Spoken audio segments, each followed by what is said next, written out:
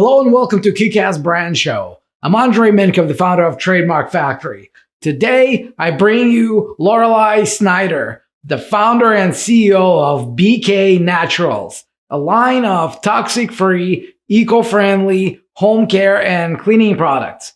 Her brand is a tribute to her dad, who got diagnosed with cancer in 2016. And whose nickname was what inspired Loralei to create her BK Naturals products. Loralei shared how she used her background in organic chemistry and health sciences to create a line of earth, people, and pet-friendly products, and how she's using her business to empower people to join the wave of toxin-free living, which is becoming larger every day. In this episode, she shares some huge pivots in her entrepreneurial journey and the lessons she learned from those pivots. So here we go.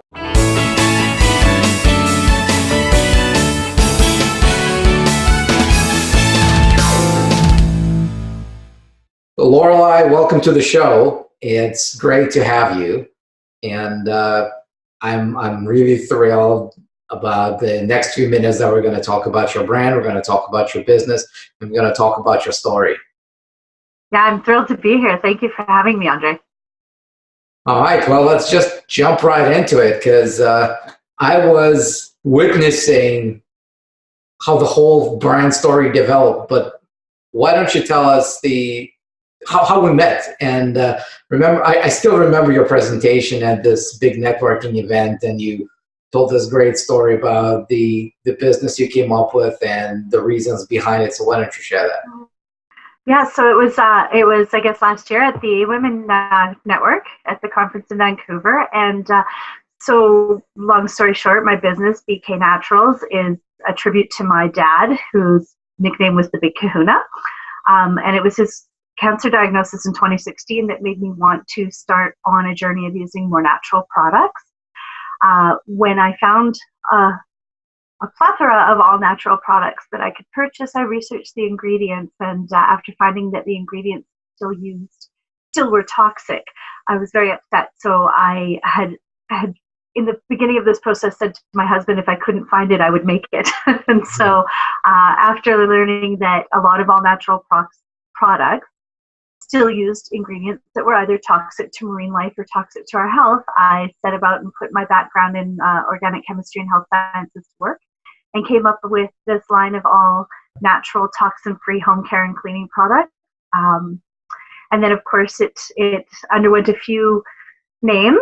You know, when we first met, I needed you to trademark, and you kindly and quickly let me know that I was infringing on another name. You already had a product. You already had the labels. I did. I had a product. I had the labels, and that was my big mistake. I thought, I'll get all the labels ready, and I'll get this all ready before I trademark, because I thought the investment in labels was more important than the trademark to start with. And what I really learned was that the investment was in the labels was not an investment. It was a waste of my hard-earned money because I couldn't use any of them. So if anyone's ever thinking of this, trademark first. That was my key big learning lesson. Trademark first. Know that you have something that you can stand behind for the long run. And so, after a whole lot of thinking and throwing ideas around, I came up with a way to honor my dad, who passed away in 2017. And so using BK for the Big Kahuna in BK Naturals is my way of honoring my dad every single day, because, unfortunately I couldn't save him, but what I can do is offer something that is better and safer for anyone else out there. And I have a name that's connected to my story and a product that I'm really, really proud of, and I'm excited to bring to a larger market. So I actually want to bring you back a little bit. Sure. Because we have a little bit of time, so I think it's worth going through a little bit more details. Okay. So you did the presentation, you showed your products, everybody was excited about them, and then I was at that same networking event, and so I said I do trademarks. You came up to me and said, "Well, let's have a go at that." So great, and you had us go do the trademark search for the original name. Yeah. We came back and said it's just a different spelling of another brand that's been out there forever. Yeah. Right. And I remember the conversation we had. You were all bummed out about this. Like, what do I do? Where do I go from here? Right. I was so upset. I was so upset. And the interesting thing with that is at the last trade show that I did, actually a representative from that company came to my table and asked me about my company. And so I felt really good to be able to stand there with my product line and with my brand name that totally and clearly did not create any confusion with theirs. That was a big deal. Yeah, because now they're listening to you. Now they're looking at you as a player rather than somebody they need to destroy because you're stealing their IP. That's right. Yeah, exactly. And I think it could have easily gone that way had I showed up to that trade show and not had the benefit of your guidance and experience in creating, and helping me create a brand that I can proudly stand behind. I stand behind the quality of the products, but they really didn't mean anything without a brand that I can stand behind proudly and strongly. Mm-hmm. Yeah, if that makes sense. It does. It does, and it's actually the whole idea behind the way we offer our services. Because before we did the trademark search for you, you actually bought the package. Right then, when we told you couldn't have it, you had two options. You could either get all your money back, or you could go back to the drawing board. And I remember how difficult the decision was for you. Yes. Yeah, it was. What do I do? And right? Yeah, I was pretty convinced. There was some part of me that was pretty convinced on some level you must be wrong, and I could go ahead with what I had. And I had a lot of. It was a difficult time even coming to a name that really resonated with everything I exist for, everything my company exists for. It sounds so weird because it seems normal. Okay, honor your dad and name it after him, but that didn't come for a long time. So I struggled, and like you said, I had a product out there. I had people wanting to buy it. I didn't want to go through the process of saying, okay, you guys, look at this. I'm changing from personality A to personality B, or brand A to brand B. But in fact, I actually got a lot of really good feedback when I picked up the name BK Naturals, and it solidified everything about my brand, and again, the products are there, but when I brought my story into the brand and created something that was full circle, even all my customers, just the feedback was incredible. They were like, I love this name. It's perfect. And, that felt really good. And I remember, it took you a few days, and I remember how excited you were about this. And I asked you, well, what is that? You just gave us the name, BK Naturals. I'm like, okay, well, what does that mean? What does that stand for? Yeah, exactly. And then you shared the story. I'm like, that's the brand. Yeah. That's the brand. Yeah. Yeah, my dad's the whole reason it exists, right? He's the whole reason it exists. And so it did. It took a few sleepless nights and a lot of back and forth and, guidance from you and to really come up with that brand. And it speaks for itself. And, now when I'm out and talking to people, most of us unfortunately have been affected in one way or another with cancer. And so it really resonates with people. The reason why I'm doing it, the quality behind it, and it's become, when I was at this last trade show, there was a lot of people coming up saying, oh, I've heard of you. And, my company's still in the early growth stages, so that was awesome, and then there's people from magazines coming up going, oh, someone told me I need to talk to you because your story's amazing. And to turn around and be like, yeah, my brand is my story. And it's a little overwhelming, but a really amazing feeling, And I love the direction that I'm able to take with it now, because, under that other name, I really never would have been able to do anything. I wouldn't have been able to grow. And in this brand, I am. So I'm really grateful for that. Mm-hmm. Yeah. So, the people must react really differently to the new brand because it has a story behind it than what you had before, correct? Absolutely. Yeah, absolutely.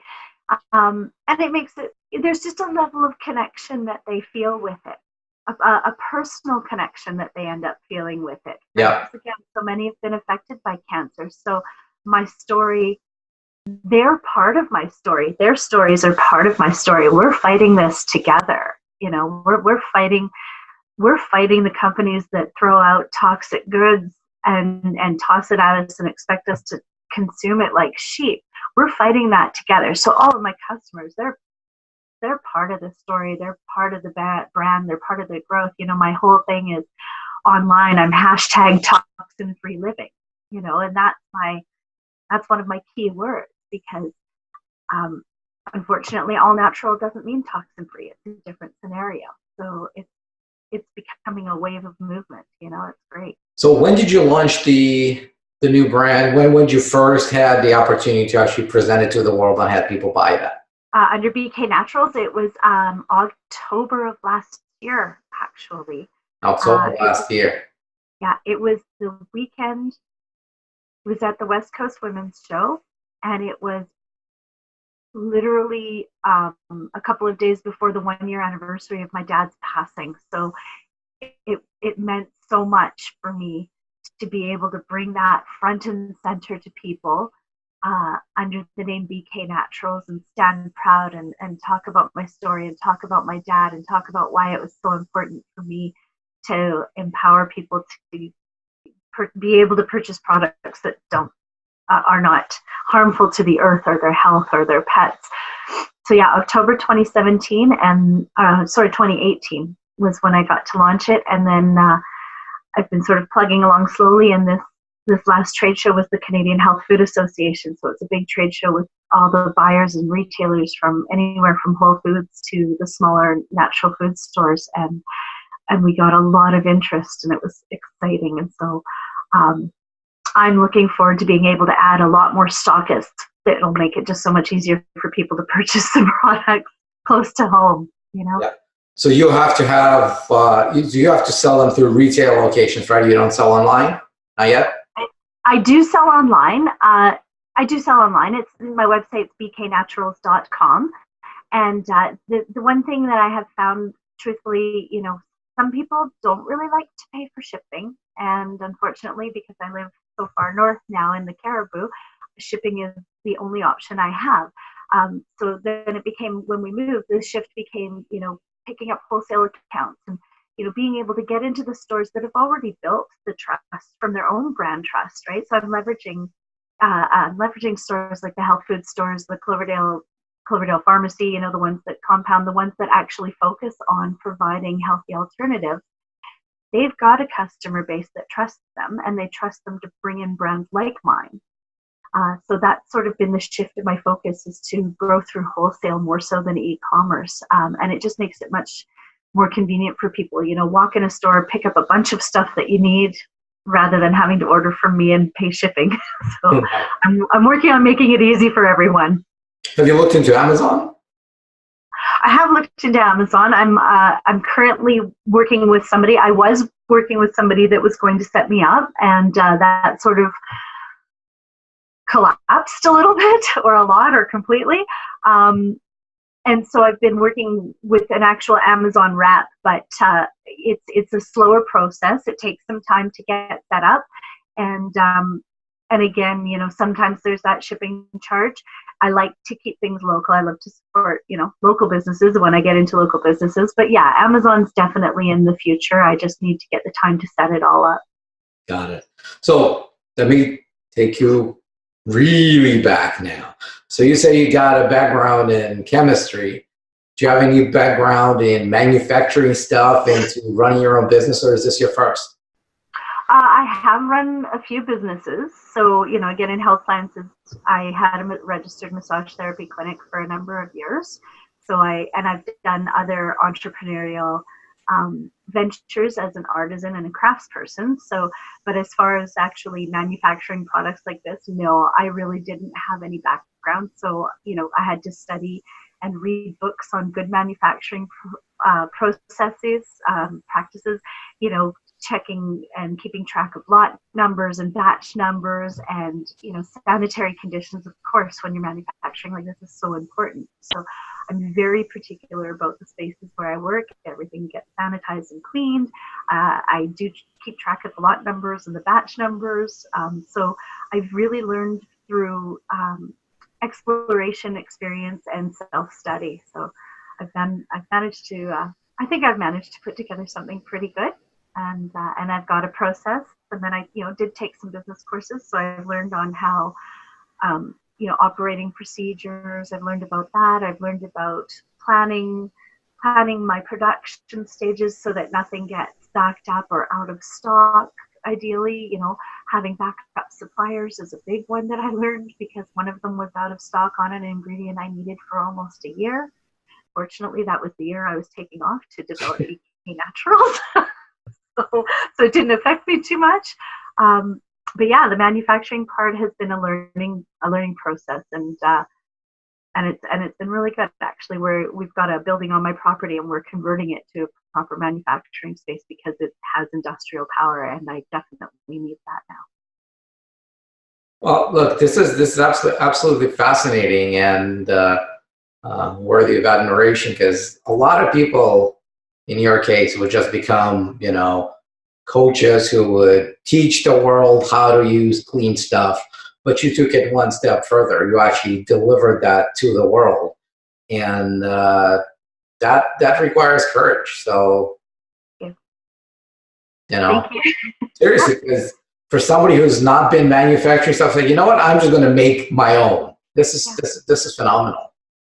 And a lot of people do the DIY route, and I've studied that too. That's initially where I started, was just to protect my family. And when I spent a year figuring everything out for us, I sat down, I remember sighing, and I remember thinking, oh, good, we're safe. And then I thought, but I have friends, and they have family, and they have friends with other families. And, that's when I texted my husband. I said, oh, when you get home, we need to talk. And he's amazing. I sat down and I said, it's not fair what people are putting out there, and I have something better, and I need to be able to offer it to people. So I need to start another business.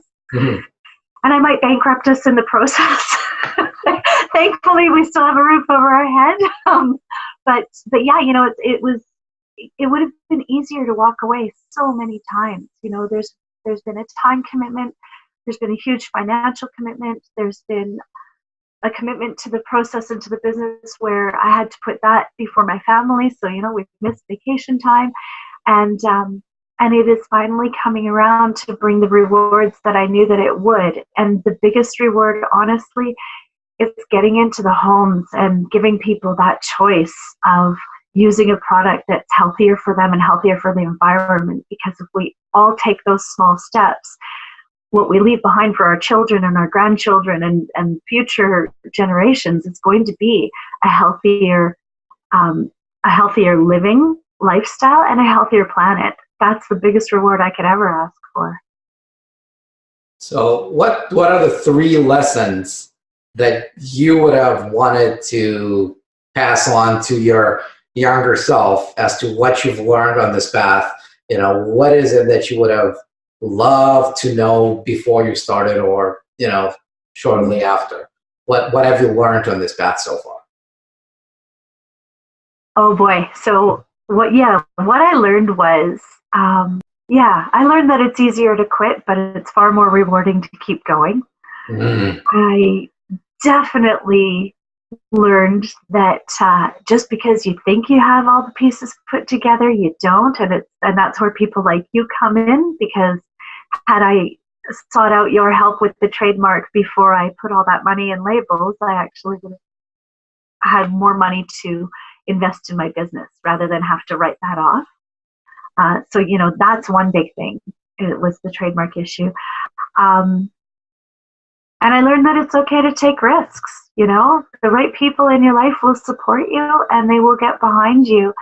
And it's worth the slow road. Nothing has to happen overnight, but it's worth getting up every day and taking small steps forward. And the day that you wake up and you see the rewards start to come in and the emails come in your inbox and the orders come in, it's an amazing feeling, very, it's humbling and energizing at the same time, because this is what I'm meant to do, and I'll be doing it, and I will be doing it for as long as I can. Well, wait till you figure out your distribution, and that's when it's going to start feeling really good. Yes, I actually had a meeting with a distributor at the trade show, so that is one of the things that's starting in process right now. So in the last few weeks, I've managed to build up my reach to 10 stores, and even as far away as Saskatchewan. I've got another store in Calgary looking at it. I've got some stores in Ontario looking at it. BC is definitely growing, and I was speaking with a British Columbia-based distributor. So we're just really in the beginning stages of that, and that what I need to do, and that's part of the reason we're converting this building, is because I'm going to be ready. I need to be ready to be able to have a much larger amount of product, and I do still make everything by hand. I make everything in small batches. So you do everything by hand? I do everything by hand. Yeah. Oh. Yeah. I have a semi-automated process for filling some of the jars, but everything I created. I buy the raw materials. I figured out the ratios. I figured out the process, and it's all done by hand in small batches. It's all only using essential oils for fragrance. So there's no synthetics. There's no silicones. There's no phthalates. There's no parabens. There's none of the words that you can't pronounce. Those shortened into TEA and DEA, the ones that cause the cancer. There's nothing like that in there. So your formula, you're protecting it through a trade secret, right? You're not telling people what it is, but you're not patenting it. You're not making it known to the world, right? I'm not patenting it. And the reason I'm not patenting it is because when you do patent, you have to give all the information. On my products, I'm happy to tell everybody all the ingredients that are in there so that they can... Formula, not the formula. Not my formula. So yeah, anyone can pick up one of my products and read the ingredients. Good luck trying to make it exactly what it is, because it took me over a year to get them that way. But no, I won't patent for just that reason, because I don't want it to become 15 years from now where somebody else is manufacturing the exact same thing down the street. So it is just proprietary information. Exactly. And that's the right way to do it. So what I always say, if you can't protect it through a secret, don't bother with patents, because patents are extremely expensive, especially when you try to take them in more than one country. And also they're very short-lived. So it takes about 5-6 years to get one, and by the time you're done, you only have about a decade to make any use of that. So that's right. Yeah. So, and I mean, it could easily take 10 to 15 years to grow your business to the space that you want it to be and be scalable that way. And then the next thing you know, you're losing it because you've given out that information to get a patent that didn't really serve you. Right. Have you thought of going on a show like Shark Tank or Dragon's Den in Canada with a brand, with the idea, with this business? Because I think the story would really resonate with a lot of people on TV. I have. In fact, the auditions are this weekend for Dragon's Den. You're kidding! I'm driving to Vancouver for one night. That was supposed to be a secret, but not so much anymore. Yeah. I didn't know. Wow. Yeah, I'll be there. I'm driving up Saturday night after work, and because right now I still have a bit of a part-time day job to pay my mortgage, but I'll be driving down Saturday night after work and auditioning for Dragon's Den Sunday morning in Vancouver. We'll keep our fingers crossed for you. Thank you. Yeah, fingers, toes, eyes, anything you got. It would be great to share that story and get featured on a show like that, and ideally even get a deal so that I can scale to the point where I know that I'm going to need to one day. Right. And like I said, I think your story is such a powerful brand in itself that I wish you all the best. I think you got to be on the show, and I think you got to get a deal to grow faster and get out there. Yeah, fingers crossed. Fingers crossed. Thank you. We're not going to tell anybody.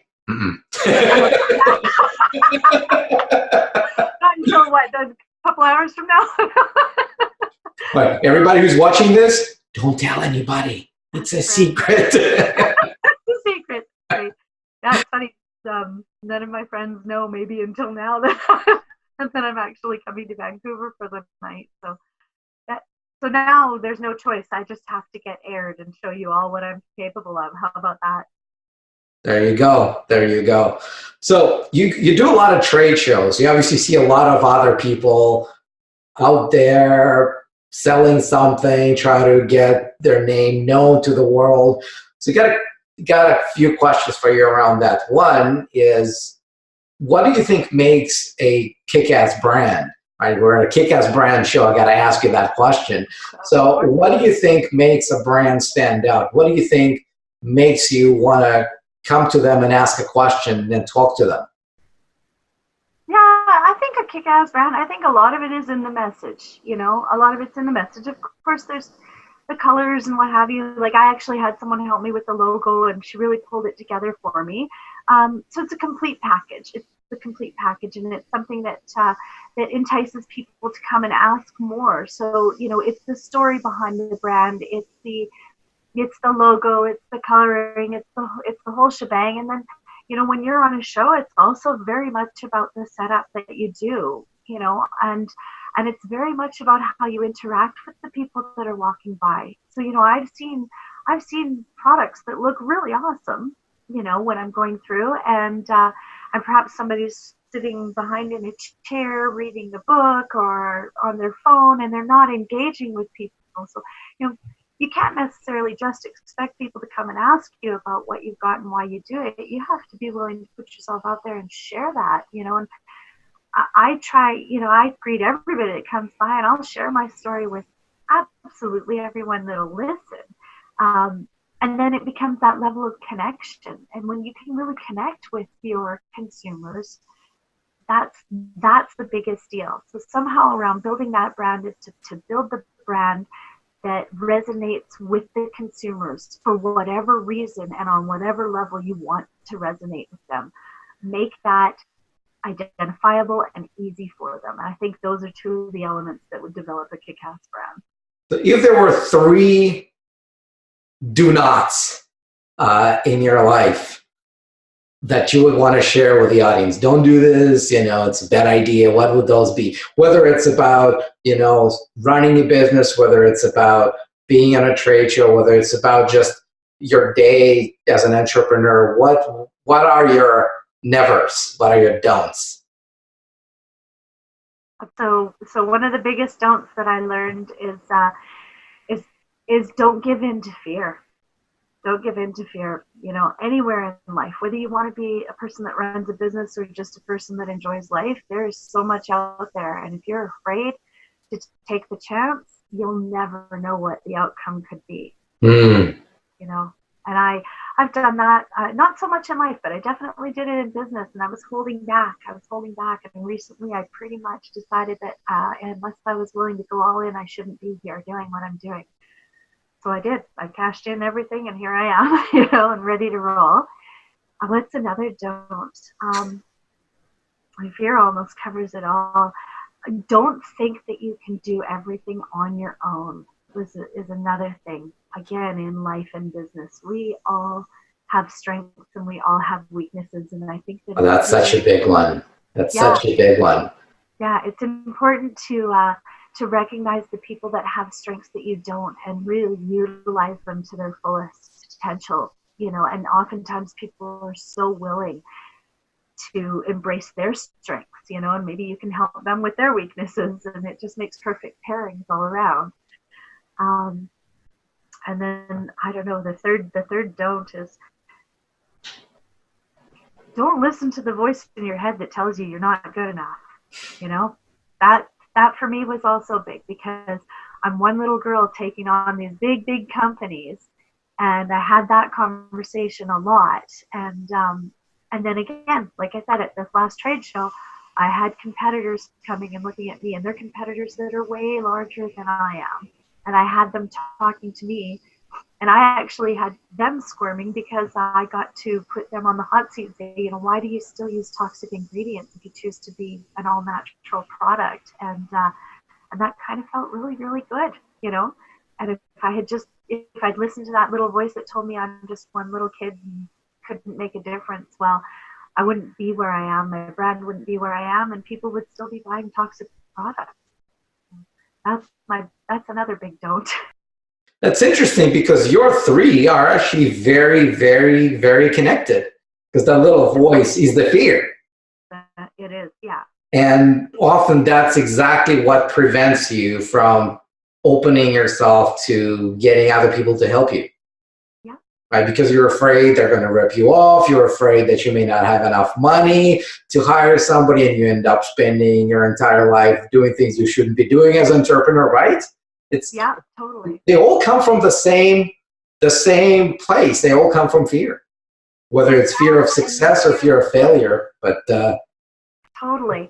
And sometimes the fear of success can be just as bad as the fear of failure because, oftentimes people think, oh my gosh, and if I'm so successful, will people expect too much of me and will I not be able to fulfill their expectations? And really, you know what?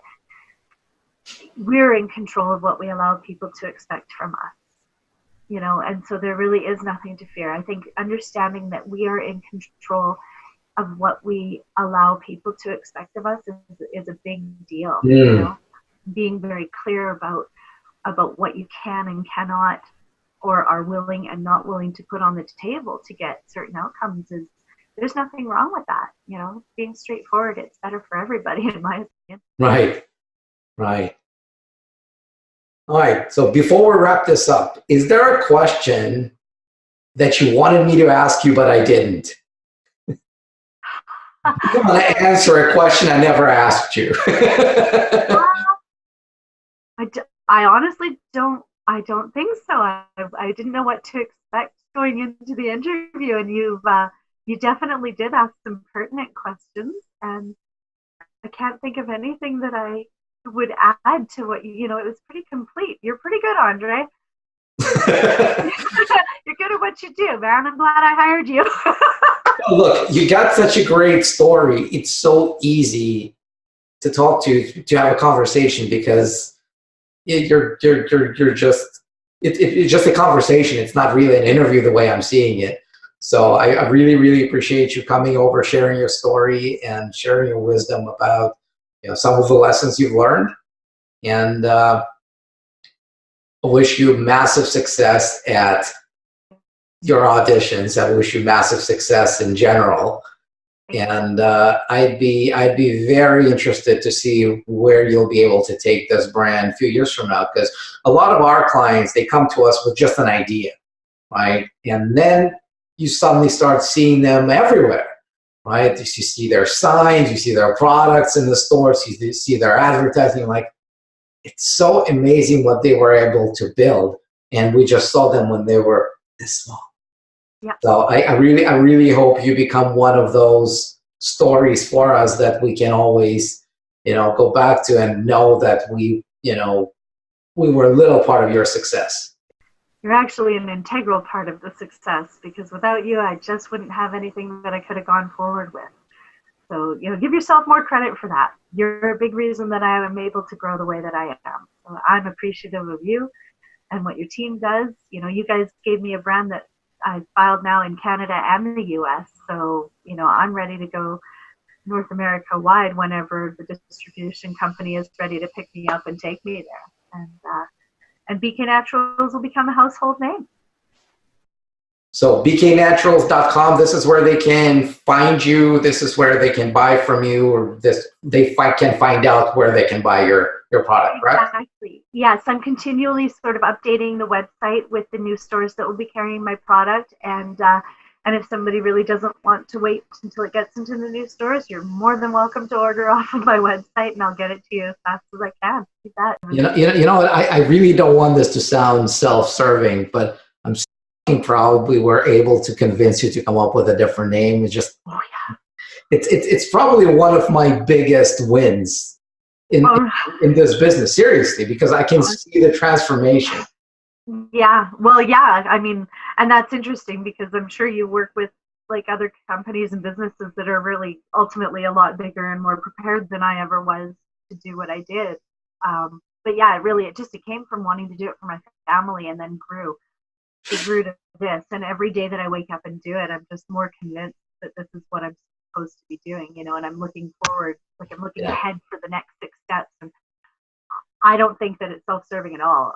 Honestly, without you guys, without your help, and without your guidance, there's no possible way. I'd still be doing farmers market and spending all of my time trying to hit individual customers and hoping that they bought again from me and paid for shipping. Whereas right now I'm looking into getting, I got an interview with Georgia Main Food Group before the trade show, which formerly was H.Y. Louis. So they have all the IGA stores and the fresh street markets in BC. So I'm waiting to hear from them to start with the fresh street markets and hopefully move into IGA by next.